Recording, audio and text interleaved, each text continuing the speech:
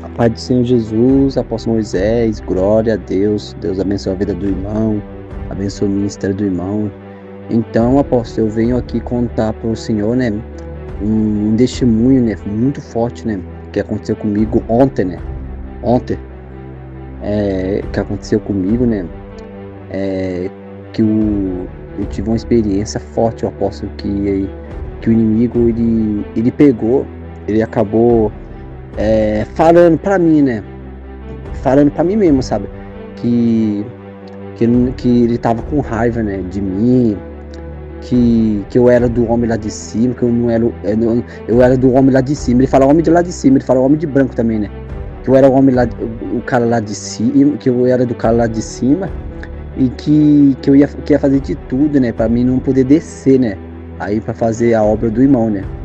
E já foi falado isso já, né?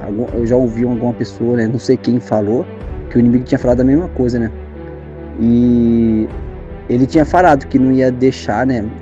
Ele não ia deixar eu descer pra aí, que ia fazer de tudo pra me parar, fazer um monte de coisa, né?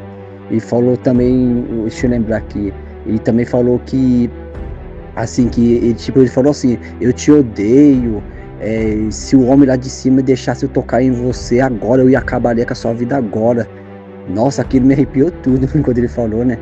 Aí depois, eu me lembro que teve uma parte que ele falou assim, que não queria que eu descesse para aí, porque eu ia ser igual o Senhor, da mesma unção, mesma autoridade, que Deus ia me levantar igual o Senhor. Tipo, mas ele falou desse jeito, eu vou imitar como que ele falou.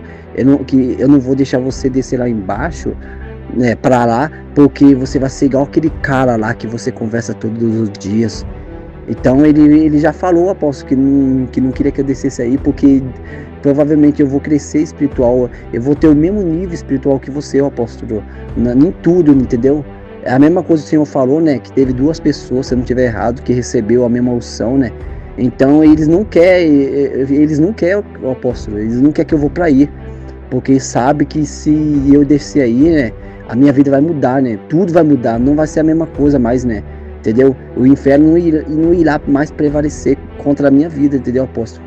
Por isso que eu tava até pensando esses dias atrás, falei, meu Deus, se de longe eu já tô assim, né, recebendo, imagine de perto do apóstolo. Então é esse testemunho, apóstolo, que o inimigo se levantou forte, né, ontem contra a minha vida, né, e falou, né, que ele não quer que eu desça, que se eu descer, né,